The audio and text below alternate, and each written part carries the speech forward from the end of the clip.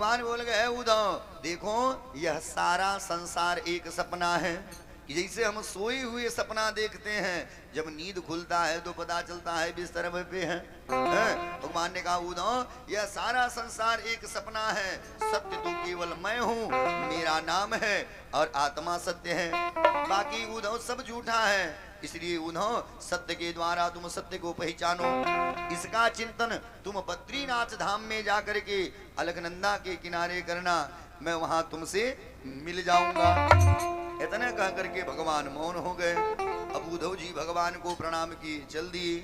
लेकिन सुखदेव गुरु ने कहा परीक्षित अच्छी बात बता रहा हूं कि जाको प्रभु दारुण दुख दीन्हा आता की मति पहिले हरि लीना। जब भगवान कष्ट देने पर आते हैं तो सबसे पहले बुद्धि बिगाड़ते हैं।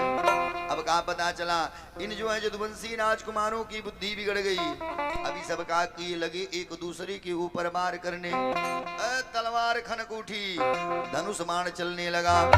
कन्हैया बलराम समझाने गए, अरे बेटा क्यों लड़ते हो? महाराज यदुवंशियों की ऐसी बुद्धि बिगड़ी कि कन्हैया और बलराम को मारने के लिए दौड़ पड़े।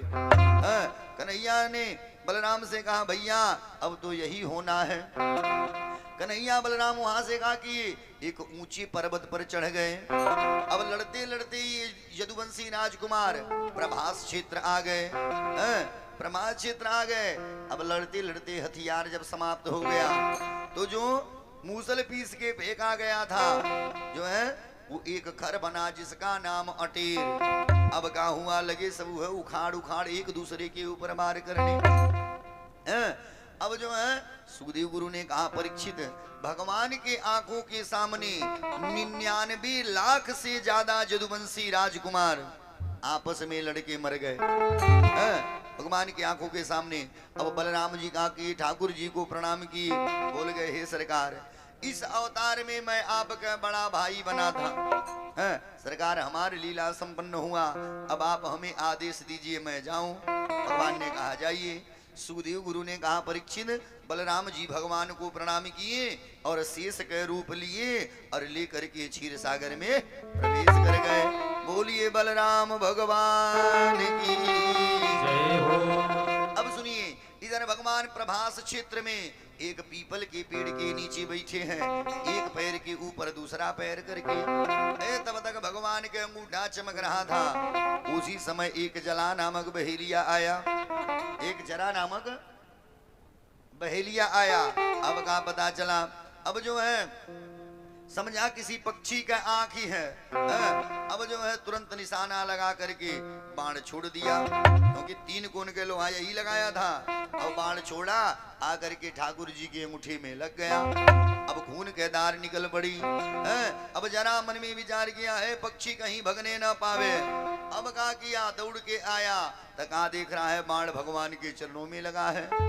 अब लगा रोने जरा लगा रोने।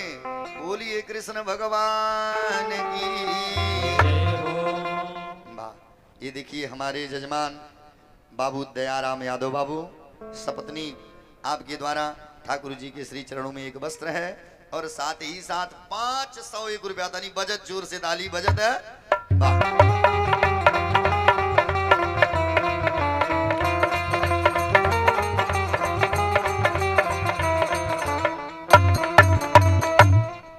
हनुमान जी महाराज की जय हो। अब जरा जब देखा भगवान के चरणों में बाण लगा है अब तो जरा रोने लगा। भगवान ने कहा जरा रो मत, देखो बिना मेरी इच्छा के कुछ नहीं होता है। देखो तुम्हारा मेरे ऊपर कर्ज बाकी था सो आज उतर गया। महाराज कुछ लोग कहते हैं कि ये जो है वह सुग्रीव के भाई बाली था जिसको भगवान छिप करके बाण मारे थे। भगवान ने कहा तुम्हारा कर्ज उतर गया अब तुम जाओ। अब जना भगवान को प्रणाम किया वहां से चल दिया। इतने में अर्जुन जी आ गए। आज भगवान के चरणों में लगा हुआ बाण देखे, बोल गए केशव ये बताइए किसने बाण मारा आपको, एक बार बता दीजिए मैं उसे जिंदा नहीं छोड़ूंगा। भगवान बोल गए अर्जुन पागल मत बनो, एक काम करो तुम शीघ्राति शीघ्र द्वारिका जाओ और हमारी जितनी भी पत्नियां हैं सबको लो और ले जाकर के श्री धाम वृंदावन में छोड़ दो। कुछ दिन वो सब राधा जी की सेवा करेंगी फिर हमारे लोक में आ जाएंगी। इधर अर्जुन जी चल दिए, भगवान की पत्नियों को लेकर के आ रहे थे। तब तक भगवान खुद ही रास्ते में कोल भील बन के आ गए। अर्जुन जी से युद्ध करके सगरी पत्नियों को चुरा ले गए। भगवान दिखाना चाहते थे कि अर्जुन जब तक हई कन्हैया है तब तक तुम्हारा गांडीव भी काम करेगा, कन्हैया नहीं है तो तुम्हारा गांडीव भी बेकार है। कि एक दिन अर्जुन महाभारत में जीते इंद्र समाना जी, जीते इंद्र समाना। एक दिन अर्जुन महाभारत में जीते इंद्र समाना जी, जीते इंद्र समाना।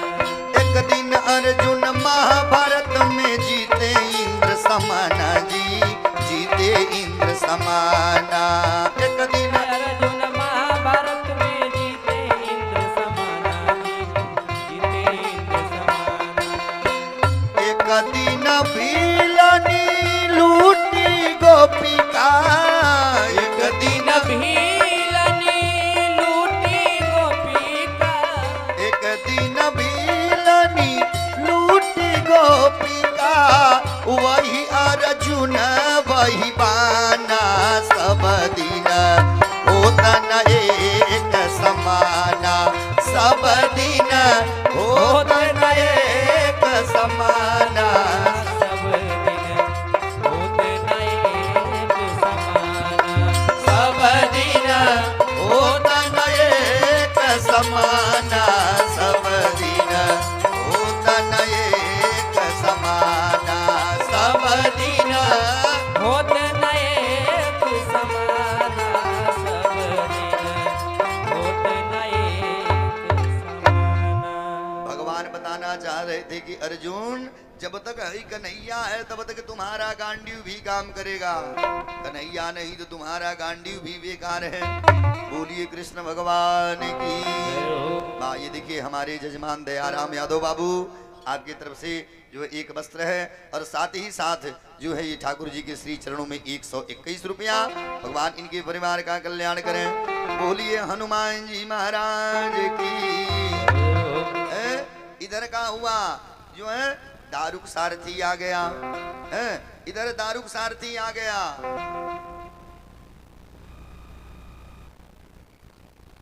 ये देखिए पंचराम यादव बाबू नंदौर, पूर्व जिला पंचायत सदस्य नंदौर। पंचराम यादव बाबू पूर्व जिला पंचायत सदस्य नंदौर, आप बाबू की तरफ से ठाकुर जी के श्री चरणों में 101 रुपया। भगवान इनके परिवार का कल्याण करें। बोलिए हनुमान जी महाराज की जय हो। इधर पका पता चला इतने में दारुक सारथी आ गया। जब भगवान के चरणों में लगा हुआ बाण देखा दारुक रोने लगा। भगवान बोल गए दारुक रो मत, देखो मैंने तुझे कभी भी अपना नौकर नहीं माना, सदैव अपना भाई माना हूँ। एक काम करो रो मत, तुम शीघ्र जाओ कहाँ द्वारिका। जो 2 4 10 लोग बचे हैं सबसे कह दो कि द्वारिका छोड़ के भग जाएं, नहीं तो अभी जब मैं यहाँ से गायब होऊंगा तो सगरी द्वारिका समुद्र में लीन हो जाएगी। अब दारुक सारथी गया, जो 2 4 10 लोग बचे थे जहाँ से ईवन सभा भी चल रहा है, सबको लेकर के बाहर आया। इधर देवता लोग आकाश मंडल से टकटकी लगा करके देख रहे हैं, आखिर ठाकुर जी जाते कहाँ हैं, भगवान जाते कहाँ हैं। सगरी देवता लोग देखते ही रह गए। अब भगवान का की अंतर ध्यान हुए और अपने संपूर्ण शक्तियों के साथ भागवत जी में प्रवेश कर गए। बोलिए श्रीमद् भागवत महापुराण की जय हो। महाराज यह भागवत जो है कोई साधारण पोथी नहीं है, यह भगवान कृष्ण के वांगमय स्वरूप है। भगवान अपने संपूर्ण शक्तियों के साथ भागवत जी में प्रवेश कर गए। बोलिए द्वारिका नाथ की जय हो। सुखदेव गुरु ने कहा परीक्षित अब सुनो, कलयुग में दुर्गुण बड़े होंगे, कोई सत्य नहीं बोलेगा, परीक्षित जी हाथ जोड़ ले, "ए गुरु, ये बताइए कलयुग में केवल दुर्गुण है कि कोई सद्गुण भी है?" सुखदेव गुरु ने कहा, "परीक्षित, कलयुग में दुर्गुण तो अधिक है, सद्गुण है तो केवल एक।" कहा कि कलयुग केवल नाम आधारा, कलयुग केवल नाम आधारा, कलयुग केवल नाम आधारा, कलयुग केवल नाम आधारा, सुमिरी सुमिरी नर उतरहि पारा, राम सिया राम सिया राम जय जय राम, सिया राम जय जय राम। सुखदेव गुरु ने कहा, परीक्षित, कलयुग में दुर्गुण अधिक होगा, सद्गुण एक होगा, वह है भगवान के नाम का कीर्तन। सुखदेव जी कहते हैं, राजन देखो, मैंने तुम्हें भागवत कथा सुनाई। आज के 7 दिन पहले तुमने एक संत के गले में मरा हुआ नाग डाला, और संत के तेजस्वी पुत्र ने तुम्हें श्राप दिया कि 7वें दिन तक्षक नाग के डसने से तुम्हारी मृत्यु हो जाएगी। और परीक्षित, आज वह तक्षक संत के श्राप से उत्प्रेरित होकर के आएगा, अब बेटा तुमको काटेगा भी। देखो, अब तक तुमने हमसे हजारों प्रश्न किया, मैंने उत्तर दिया, अब मैं एक प्रश्न करूंगा, उत्तर तुम दोगे। ये बताओ, जो है वह संत के श्राप से उत्प्रेरित होकर के नाग आएगा और तुम्हें काटेगा भी।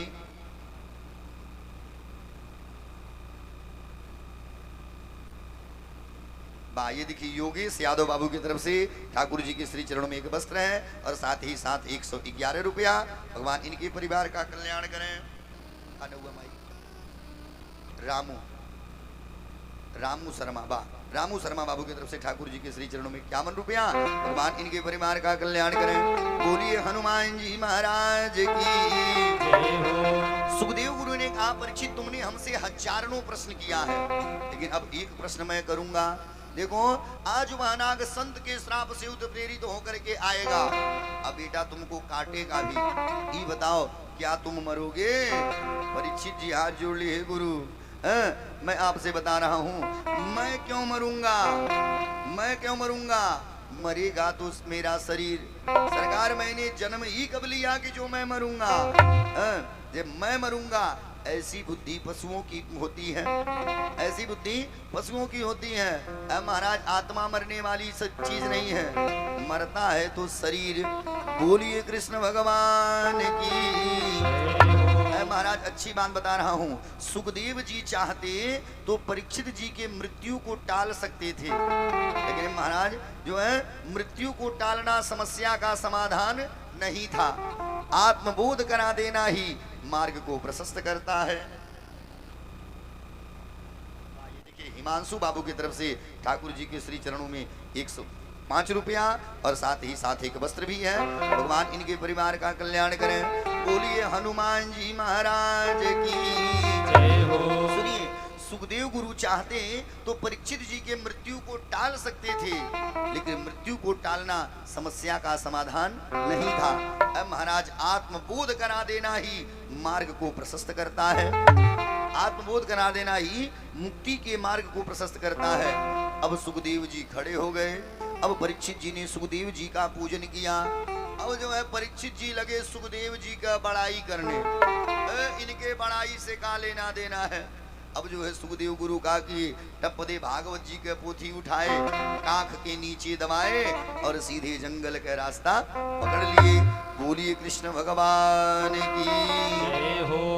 अब क्या हुआ, इधर जो है परीक्षित जी का कि सारी संतों को प्रणाम किए और एक कुशा लिए, अग्रभाग उत्तर की तरफ किए और अपने पूर्वाभिमुख अनशन व्रत में बैठ गए। इधर इनकर बेटवा जन्मेजय 30,000 सैनिकों को लगा दिया कि वह तक्षक नाग आकर के जो है मेरे पिता को काटने ना पावे। कश्यप जैसे वैद्य बुलवाए गए जो परीक्षित जी को जिलाने की शक्ति रखते थे, लेकिन रास्ते में जो है तक्षक ने इन्हें इतना धन दे दिया कि कश्यप जी रहिए में से वापस हो गए। बोलिए कृष्ण भगवान की जय हो। अब क्या हुआ, सूत जो है सूत जी ने महाराज ने कहा, महात्माओं सुनो, जब तक परीक्षित जी के शरीर में प्राण था तब तक तक्षक की हिम्मत नहीं थी कि आकर के परीक्षित जी को छू ले। जब परीक्षित जी इस आत्मा को परमात्मा में मिला लिए तो दिखावा के लिए तक्षक क्या किया, सूक्ष्म रूप लेकर के आया। अब परीक्षित जी का शरीर या छू दिया। जैसे परीक्षित जी का शरीर या छुआ, अब महाराज ने कर शरीर या ताड़ ताड़ करके जलने लगा। अरे दूरत भयहु मकारा, दूरत भयहु मकारा, दूरत भयहु मकारा, दूरत भयहु मकारा। तुरंत हाहाकार मच गया।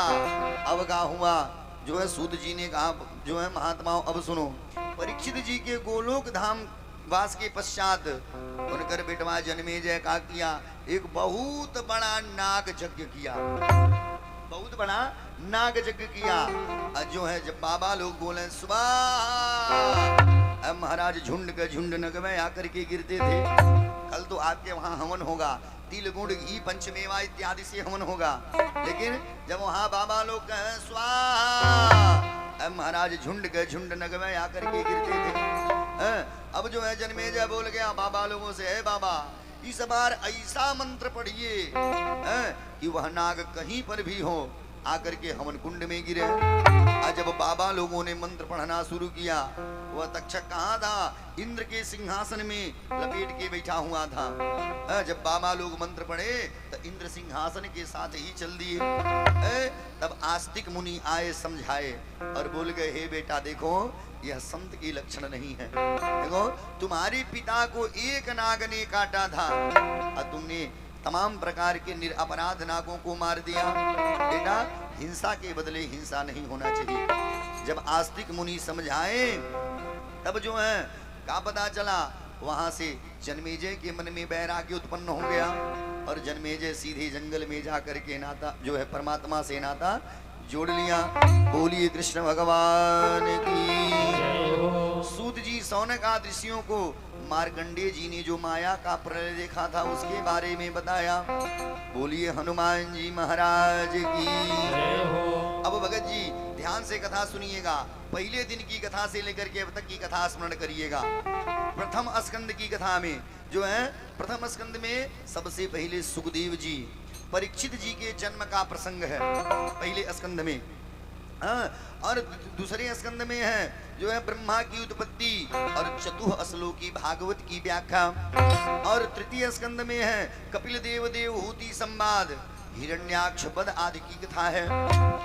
चतुर्थ स्कंद में सबसे पहले सती चरित्र, फिर ध्रुव चरित्र और ध्रुव जी के वंश के निरूपण की कथा है। पांचवें स्कंद में प्रियव्रत चरित्र है, आनिग्र चरित्र है, नाभि चरित्र है, जड़ भरत की कथा है और 28 प्रकार के नरकों की कथा। छठवें स्कंद में सबसे पहले अजामिल की कथा है, अजामिल की कथा। और सातवें स्कंद में प्रहलाद जी की कथा है। आठवें स्कंद में गजेंद्र की कथा है, समुद्र मंथन वामन भगवान की कथा है। नौवें स्कंद में सूर्य वंश और जो है सूर्य वंश और चंद्र वंश का संक्षिप्त कथा है। और 10वें स्कंद में भगवान श्री कृष्ण की लीलाओं का विस्तार से वर्णन है, जिसमें गोकुल लीला, वृंदावन लीला, मथुरा लीला, द्वारिका लीला आदि का विस्तार पूर्वक वर्णन है। 11वें स्कंद में नव जोगेश्वर संवाद, कृष्ण उद्धव संवाद, यदुवंशियों को श्राप लगने की कथा और यदुवंशियों का आपस में संहार और भगवान के परम धाम जाने की कथा है। 12वें स्कंद में कलयुग के दुर्गुणों का वर्णन और नाम महिमा का वर्णन है। और उसके बाद सुखदेव जी का परीक्षित को अंतिम उपदेश और वहां से प्रस्थान की कथा है। और तक्षक नाग के डसे जाने से परीक्षित जी की मृत्यु और उनका मोक्ष और जन्मेजय के सर्प यज्ञ की कथा है। और आस्तिक मुनि का उनको समझाना और मार्कंडेय जी ने जो माया का प्रलय देखा था उसका संक्षिप्त वर्णन और भागवत का सारांश है। और अंतिम में सूत जी महाराज कहते हैं महात्माओं कि निम्नगानाम यथा देवा नाम अच्युतो यथा वैष्णवानाम यथा शंभु अपुराणानाम इदं तथा। अंत में कहते हैं सूत जी कि बहने वाले नदियों में जैसे गंगा श्रेष्ठ है, वैसे देवताओं में अच्युत कन्हैया श्रेष्ठ है। करें वैष्णवों में शंकर श्रेष्ठ है, वैसे पुराणों में श्रीमद् भागवत महापुराण श्रेष्ठ है। क्षेत्राणाम चैव सर्वेषां यथा काशी अनुत्तमा तथा पुराण व्रातानां श्रीमद् भागवतम द्विजः। करें कि क्षेत्रों में जैसे काशी श्रेष्ठ है, वैसे पुराणों में भागवत सर्वोत्तम है। भागवत पुराणों का तिलक है, वैष्णवों का परम धन है और परमहंस की संहिता है, जिसमें भक्ति ज्ञान वैराग्य की त्रिवेणी बहती है। और ऐसी भागवत रूपी त्रिवेणी में जो अवगाहन करते हैं उन्हें परमात्मा मिल ही जाते हैं। और अंत में सूत जी महाराज कहते हैं कि नाम संकीर्तनम यस्या असर्व पाप प्रणाशनम अप्राणामो दुख समनस्तम अन्नामामिं हरिं परम। अंत में सूत जी महाराज कहते हैं महात्माओं कि अंत में जिनका नाम संकीर्तन सभी पापों का नाश करता है और जिनको किए गए प्रणाम सभी दुखों को शांत करते हैं, आइए हम और आप मिलकर के उन परमात्मा श्री हरि के चरणों में बारंबार प्रणाम करते हैं। बोलिए भक्तवत्सल भगवान की जय हो। अब बोलिए श्रीमद् भागवत महापुराण की जय हो। देखिए जो है मैंने आप लोगों को भागवत कथा सुनाई, जो भी अपने माता पिता बड़े बुजुर्गों अपने गुरुओं के द्वारा पाया, सब आप लोगों के बीच में मैंने बिखेरा। अगर हमसे मनसा वाचा कर्मणा किसी प्रकार की त्रुटि हुई होगी तो बालक समझ के क्षमा करिएगा। ये देखिए अखिलेश यादव बाबू की तरफ से ठाकुर जी के श्री चरणों में 211 रुपया। भगवान इनके परिवार का कल्याण करें। देखिए हमारी बुराइयों को, अगर हमसे कुछ त्रुटि हुई होगी तो हमारी बुराइयों को हमारे साथ छोड़िएगा, हमारे अच्छाइयों को जरूर अपने जीवन में उतारिएगा। हमारी अच्छाइयों को अपने जीवन में जरूर उतारिएगा। आइए 2 बार भगवान नाम संकीर्तन किया जाए, इसके बाद आरती, आरती के बाद प्रसाद।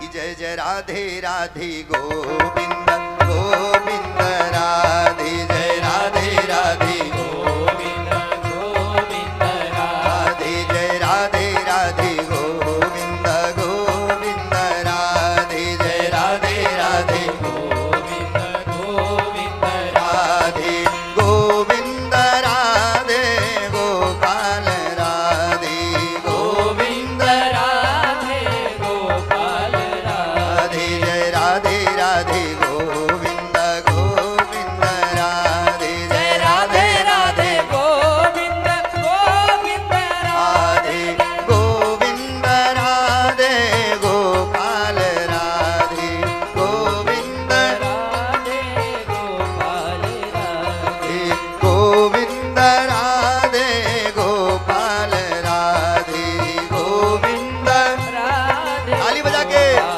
राधे, जय राधे राधे गोविंद गोविंद राधे, जय राधे राधे गोविंद राधे गोविंद राधे गोपाल राधे, गोविंद ताली बजा के राधे, गोविंद राधे गोपाल राधे, गोविंद